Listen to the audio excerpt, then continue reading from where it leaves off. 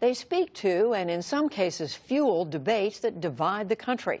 More on that now with Karine Jean-Pierre. She's a senior advisor to MoveOn.org and a contributing editor to Bustle, an online women's magazine, and a veteran of the Obama administration. And Matt Schlapp. He's the chairman of the American Conservative Union and the former White House political director under President George W. Bush. Welcome back to both of you. So I was going to start with the exchange of insults over the last few days between the president, Senator Bob Corker. But in the last few days, Matt, the president seems to have found somebody else to single out, and that's NBC News, because they've reported in the last day or so that this summer the president said he wanted to dramatically increase the U.S. nuclear arsenal tenfold. The president says that's not true. He's been backed up by the defense secretary, James Mattis. Now the president is saying he wants to look at NBC's license. Is this a good move for the president to be making? Well, I don't think it's necessarily a great week for NBC. They didn't go with the Harvey Weinstein story. They decided to take a pass. And then this story that Donald Trump went to the Department of State or the Pentagon and had a wide-ranging meeting with foreign policy advisors and asked very basic questions about our nuclear arsenal and the use of our nuclear arsenal. The contents of that meeting, or what they thought they heard, gets leaked, and a news outlet goes running with the fact that the president wanted to increase our nuclear arsenal tenfold. This is when I think people get frustrated with the news media. I think a president should be able to sit with his foreign policy advisors and ask all kinds of questions in confidence and get direction from them. And I don't think those very same career foreign service or career military people should leak those conversations. It breaches their duty. It's against the law to try to weaken this president. I think it's a big mistake. The president was left with a terrible problem in North Korea and in Iran. He's got very few good choices, and he's trying to figure out what he can do. Is this more about leaks than Karine and the media fake news? Look, I think we should be concerned that someone at such a high level in the administration is leaking this, but we have to ask, why is that? Why are they so uncomfortable that they have to leak these really interesting tactical decisions that the president's going to make? It's because they are concerned about the president's behavior, about how far he wants to take, how aggressive he is, how bombastic he is. So basically, they're showing us what we see him talking about on Twitter. He's actually seriously talking about it, you know, at the Resolute desk or in the Oval Office or in these meetings. But the thing about this is that this is the type of dictatorship authoritarian regime that we're seeing from this president. He has to understand John Kelly actually needs to slap the Constitution on his desk and tell him to read it, because he clearly has not read it. You cannot get rid of the free press. It's part of our democracy. This is what our country is about. And these are the things that he has continued to do. This is not the first time that we hear him talk about the press as fake news. Can I just go on this question about what the president inherited?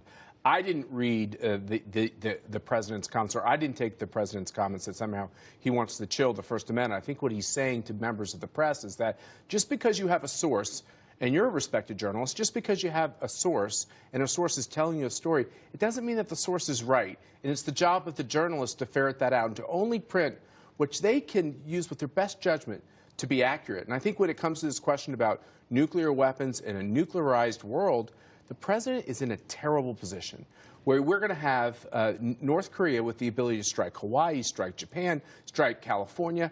What are we going to do? There's a more serious policy question here than just people's dislike with how Donald Trump talks. He's the president. We have to listen to how Donald Trump's right. And he's incredibly dangerous in the rhetoric that he uses. Well, he created the situation for himself. We're not out here creating He inherited these two nuclear situations. I'm not saying that he didn't, but his behavior is not helpful. I want to bring up what, as I said, I was going to mention to begin with, and that was the comments of the chairman of the Senate Foreign Relations Committee, Bob Corker. He's announced he's not running for re-election, but he's in a pretty significant position in the Congress. Yeah.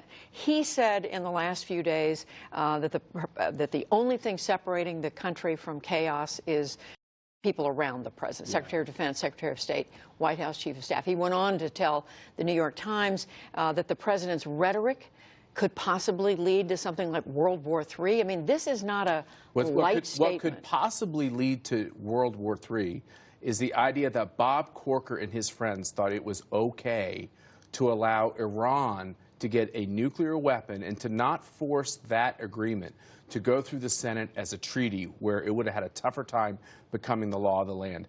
That is what the president has inherited. And so I think Bob Corker is trying to rewrite history to make it seem like the president is being reckless. He has inherited a absolutely terrifying situation with a nuclearized Iran, soon to be, and a nuclearized North Korea. It's all of these folks who have been around for the last decade who didn't take the steps previously to prevent this problem that we have today. Are we just looking at it the wrong way? No, I think we're looking at it exactly the way it is. One week you have dotard, the other week you have moron, now you have unfit from the Foreign Relations Committee chair. That is a big deal. We have to remember, Corker's not running for re-election anymore. He feels free. Because he wouldn't win on a primary. Let me finish my point here, Matt, because he is free to say what he believes. He is, like he said, he is the chair of the Foreign Relations Committee. He knows exactly what's going on. And the problem with Donald Trump is that he's not used to people hitting back. And Corker gave him a knockout punch. And the voters of Tennessee have given Bob Corker a knockout punch. If you look at all the polls, he would have gone down in flames in a primary.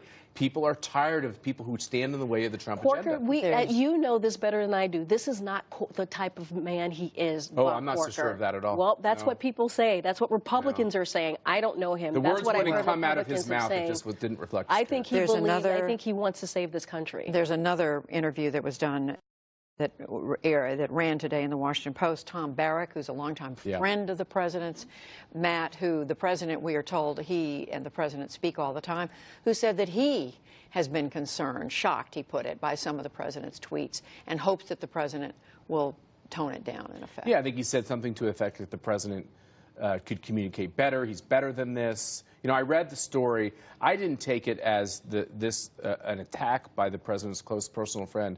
I took it as some coaching in an article about what Tom Barrack would like to see the president do better. Does he have a point? Sure, absolutely. I mean, I think a lot of people who like and respect the president, there's a tweet here or a comment there where it leaves them saying, I wish he would have said it differently. And I think a lot of them try to talk through the media to him. I think that shows that he has friends that give him diverse viewpoints and direction. I think it's good.